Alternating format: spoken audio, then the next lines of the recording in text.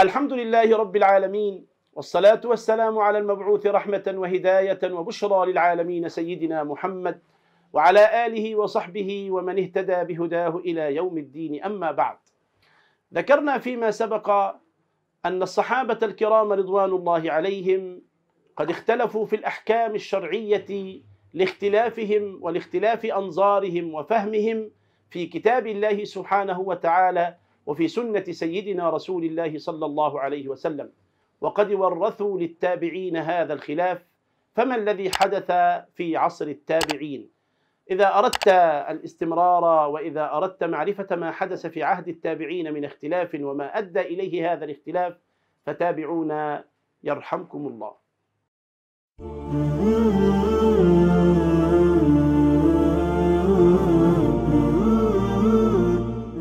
الحقيقة أيها الكرام أن هذا الخلاف الذي حدث بين الصحابة الكرام بسبب تفرقهم في الأمصار وبسبب اختلاف وجهة نظرهم ورؤيتهم في القرآن الكريم وفي السنة المطهرة المشرفة، وبسبب انتقالهم ومعرفتهم لبيئات جديدة، أثر هذا على التابعين من الأئمة ومن العلماء ومن الكبار من التابعين رضوان الله عليهم، وازداد هذا الخلاف، فأصبح لكل واحد من الصحابة الكرام تلاميذ من التابعين، وبزغ نجم فريق من التابعين مختلفي النظرة ومختلفي الاجتهاد ومختلفي الفكرة.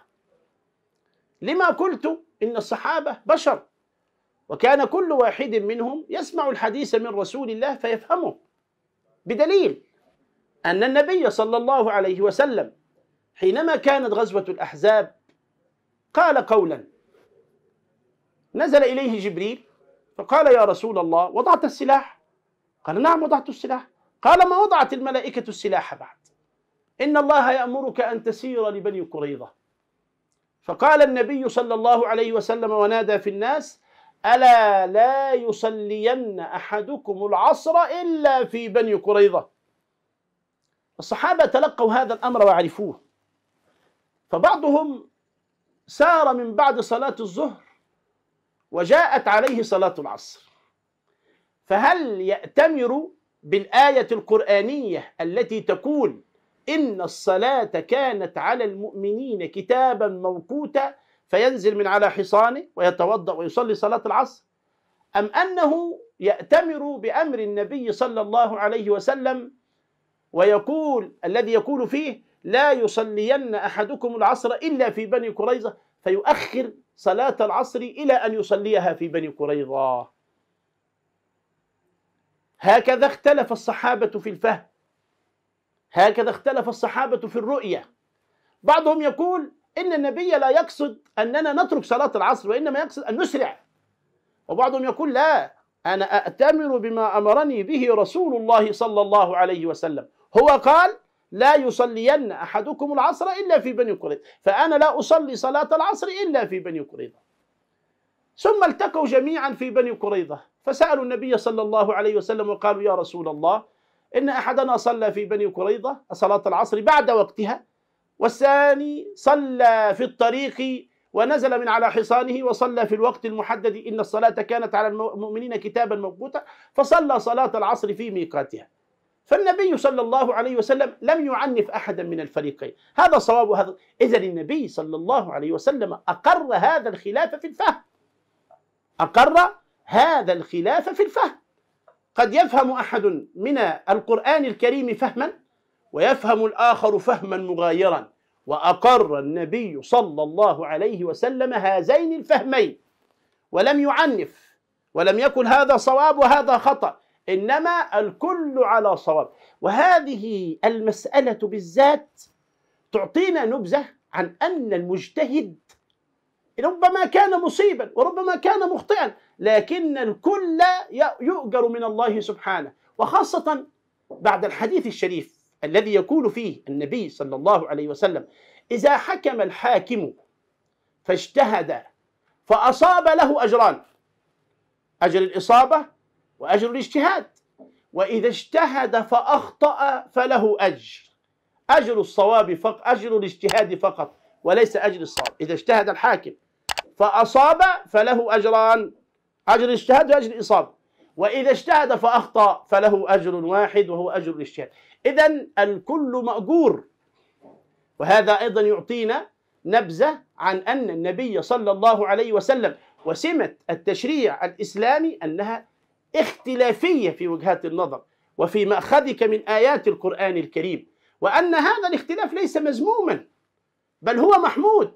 لقد روي في حديث عن النبي صلى الله عليه وسلم أنه قال: اختلاف أمتي رحمة، وقال أيضا: أصحابي كالنجوم بأيهم اقتديتم اهتديتم. إذن الخلاف أقر به في شريعة الإسلام نظرا لأن آيات القرآن الكريم آيات عامة. ومسألة أخرى هي التي جعلت الاجتهاد في عهد التابعين وأئمة الاجتهاد الفقهي أمرا محمودا، هو أن القرآن الكريم آياته آيات عامة، قواعد مرنة، قواعد تستطيع أن تستوعب الرأي والرأي الآخر. هذه خاصية آيات القرآن الكريم. وأحاديث النبي صلى الله عليه وسلم ولو أنها أحاديث جزئية في مواقع خاصة إلا أنها تتسم بصفة العموم والشمولية، تتسم بصفة العموم والشمولية، تحتمل أيضا الرأي والرأي الآخر في كل آية. ففي آيات القرآن الكريم نجد ألفاظ اسمها الألفاظ المشتركة، يعني التي تحمل هذا المعنى وهذا المعنى في نفس الوقت، مثل لفظ الذرية. الذرية معناها الآباء والأجداد، ومعناها الأبناء وأبناء الأبناء، إذن هذا لفظ مشترك.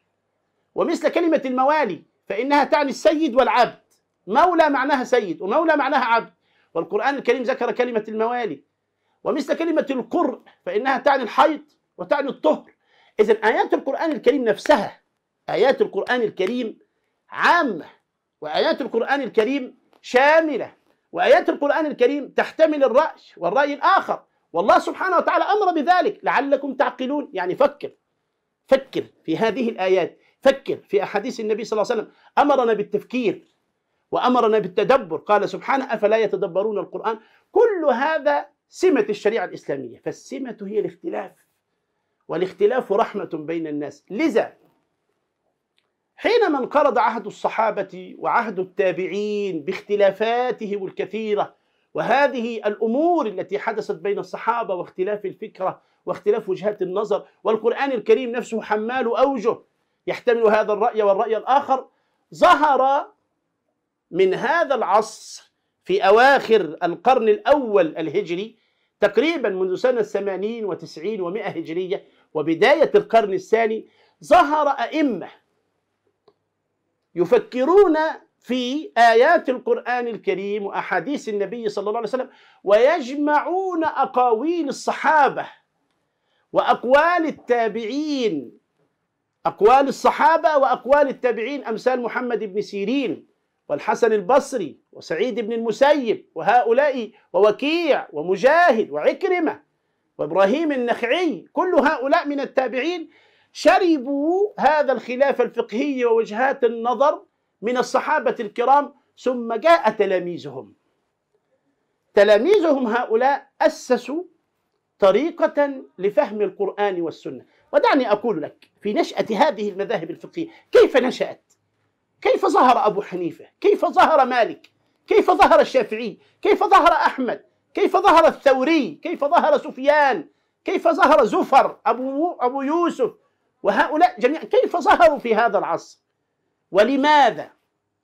ولذلك نقول القرآن الكريم والسنة النبوية المطهرة أمثلها بشجرة مثمرة كبيرة على رأس جبل، شجرة مثمرة كبيرة على رأس جبل. أريد أن أصعد هذا الجبل لكي أحصل على هذه الثمرة. القرآن والسنة هما الثمرة. أريد أن أصعد من تحت الجبل إلى أعلاه لآخذ من هذه الشجرة الثمار الطيبة. جاء من يفكر وعنده قوة وملكة وجلد، فأخذ يمهد الطريق إلى أن وصل إلى الشجرة وأخذ بعض الثمر ثم أتى.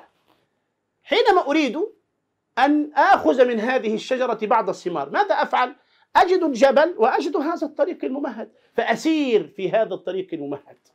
هذا ما فعله أبو حنيفة، أخذ أقوال الصحابة والتابعين فمن بعدهم، ثم سار في هذا الطريق وعبده ومهده واستقر به الأمر، ثم رجع. فأنا أسير خلف أبي حنيفة.